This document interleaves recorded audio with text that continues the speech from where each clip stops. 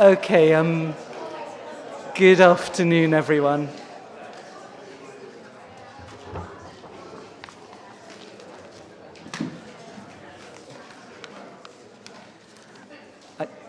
Good afternoon, everyone. I think we'll get started with the afternoon session. Just a few bits of boring housekeeping, if I may, to start off with. Lots of plans underway for exciting new Open Arc events next year, but our next activity is on the 5th of June. We're holding a joint event with the Health and the Arts Research Group, led by Rosemary Golding, and with Creative Interactions, with Christine Plasto. And that's going to be followed by an external funding workshop, and that's on the 5th of June in library seminar rooms 1 and 2 from 1:15 to 4:30. Please register, please come. There will be catering, I believe, so you'll get another free lunch if you want one. But please do come to that. If I could also please ask you to complete some feedback from today's event. There are post-it notes, and there are also those lovely Open Arc postcards, which are blank on the other side and designed for you to scribble all over them. So please provide us with feedback, positive, negative, indifferent, whatever. And there is a box, there's a blue box that you can put your feedback into, and Claire is managing the box, and it's just outside the Hub Theatre. So it's in the first stall outside the theatre. So please provide us with feedback. It's really important. If there are things you've enjoyed, let us know. If there are things that we can improve, let us know. Really important. A couple of other quick reminders. If you have received Open Arc funding this year, we would like to hear from you. We want your good news. And thank you to all the colleagues who have sent us their good news. Please keep sending us news about your Open Arc funded research. You'll also have another email reminder about the online feedback form, so please complete that and send it to us. For those of you who, like me, who are still to do your Open Arc funded research activity because it's later in the year, make sure you do it before July the 31st, so we have a record of what you've done. Okay, if you haven't done so already, also follow us on Blue Sky. We do now have a Blue Sky account. I think I'm done with the sort of public announcement. So I think I can just introduce Professor Adrienne Scullion now, who's our Faculty Executive Dean. And thank you very, very much for coming today and supporting us. Adrienne, over to you.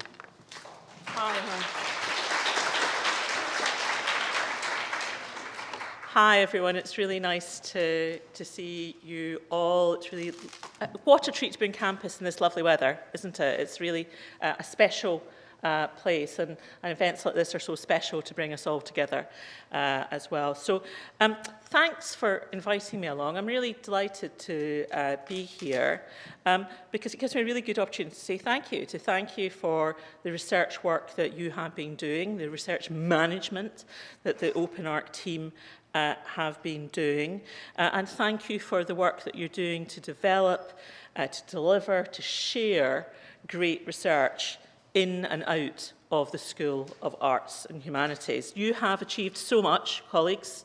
You know, I can look around, I can see.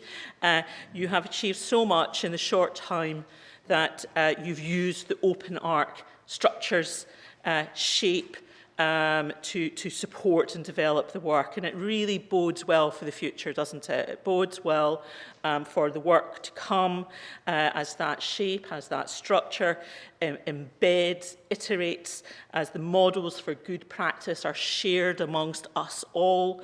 It really sets quite a stretch ambition. I'll be going away with some stretch KPIs for you because I think the foundation is really clear and strong and full of energy. You want Open Arc to provide a frame, a context, a community to share, to challenge, to collaborate, to share, to challenge and to collaborate on original research from within, across and from beyond the disciplines of the arts and the humanities. And of course, you know that from the community of researchers based in the School of Arts and Humanities, that the research challenge, the research invitation is extended. The research invitation is extended out and beyond the school. The community of practice is opened more widely. to national and international networks of scholars, and in some projects or networks to participants, users, audiences too. All of us looking to enjoy the ambition of your research, the ambition of the outward-looking research, and I guess fundamentally to be open. And keeping that door open, keeping that invitation to engage, to collaborate, to co-author is so important, isn't it? Keeping the door open is the mission of our university and its learning and teaching, and we know that it matters in research too. Access is hardwired in all our learning and teaching, just as impact is a fundamental principle of our research environment and culture. Colleagues, sharing research is a wonderful and special thing. Leaving home to come, I saw on my bookshelf, a book that I received, a research book that I received as a gift from a colleague. A female environmental scientist that I work with as part of a sort of networking, mentoring, networking-y thing, gave me a copy of Fiona Reynolds' book, The Fight for Beauty.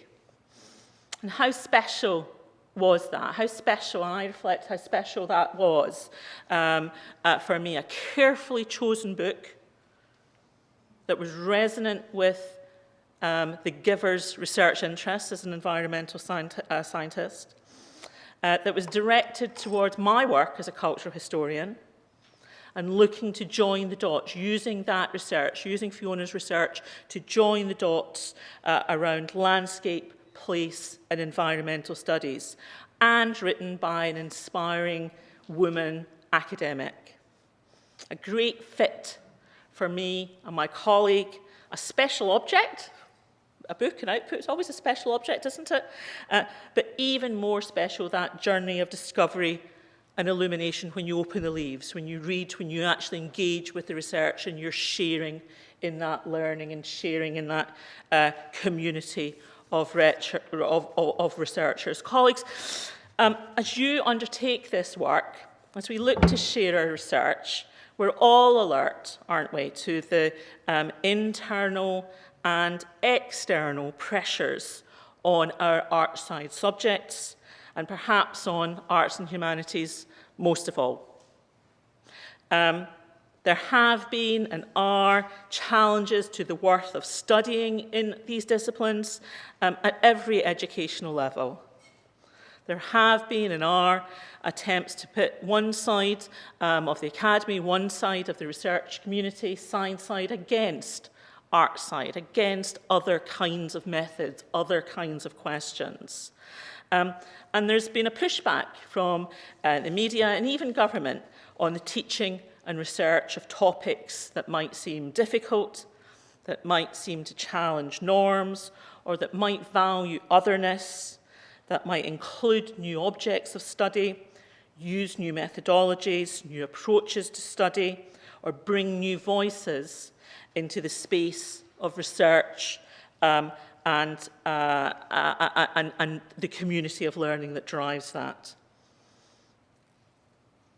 We see pressure on our colleagues in US, HEIs, and its funders and endowments as never before. Sorry, is my paper, well, there's a trailer for what's to coming.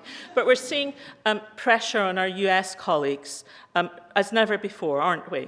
We're seeing the unsustainability of the UK's HE finances as never before. And we're seeing that impact on institutions with strong foundations in terms of place, with strong foundations in terms of research, with strong commitments to art side. We're absolutely seeing that impact really generally. Perhaps more locally, we can see changing leadership, certainly within our institution, maybe even more locally we can see changing leadership in our institution, but we can see changing leadership in UKRI.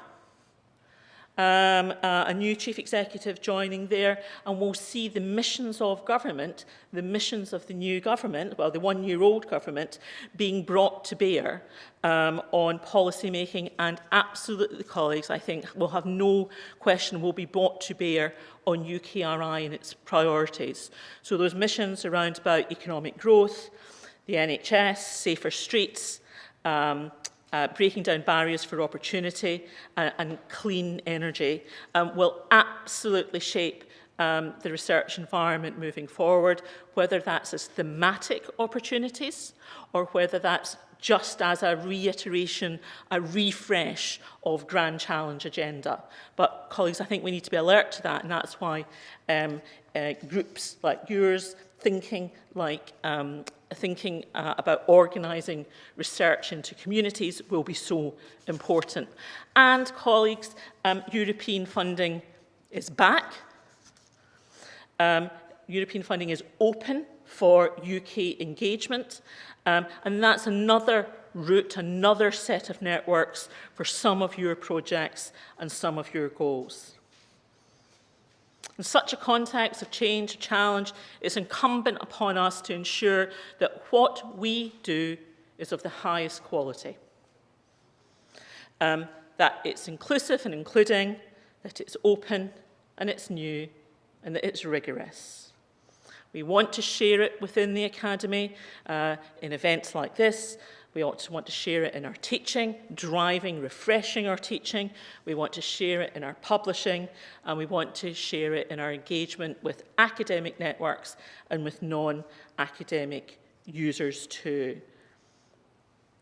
And realising that aspiration, realising those goals is what you have accepted to be the challenge of Open Arc, stepping into that space, stepping up to the challenge of the values of research and the management challenge of research too, and the policy challenge that's out there too, keeping pace with individual scholars' ambition, excitement and pleasure in doing research, and matching that to the challenging times and the opportunities that are available there. And that's what I'm so proud to see the Open Arc leadership doing, and so excited to see you all leaning into that. Colleagues, reducing costs and maximising income is obviously a key institutional priority. In the context of a live voluntary severance scheme, it can be nothing else, can't it? We must acknowledge that that's a live, contemporary challenge for us as we plan our work, as we pursue our work now and plan our work for the future. But colleagues, remember that within the frame that FAS, the faculty has identified, retention, reach, getting the basics right, and research are our 4 strategic priorities, the key things on which we want to focus to secure our long-term future, our long-term vitality as an academic community. In the research space and in the research priority, we want to focus on value, grow, the quality of research, the quality of the research that we do as sole scholars, and the quality of the research that we do in teams of all sizes. We absolutely want to leverage from small and internal seed fundings, including OCS, to grow more ambitious ideas, to grow more ambitious projects that target external income to grow the community that work with us. And we want to use events like this to raise the visibility of what you do for everyone within the university, so that we can create the environment and the culture that sustains our research goals, even in the context of managing resources better, in the context of colleagues exiting, in the context of time being squeezed, in the face of multiple competing priorities. Research is the starting point because we're a university. Doing all of that is a team effort, It requires a difficult balancing of resources and priorities, but you can be confident, colleagues, that your Open Arc leadership team and your school leadership executive is alert to, positive about, committed to achieving a really good balance with research and the creation and mobilising of new knowledge, inspiring and renewing all our work. So colleagues, great job. Great job in getting Open Arc motoring. Great job in gearing for the challenges that will lie ahead, the challenges within and without the institution, local as well as national and sometimes international. But at root, let's try to recollect and share and celebrate the pleasures as well as the responsibilities of pursuing artside university research. Thank you.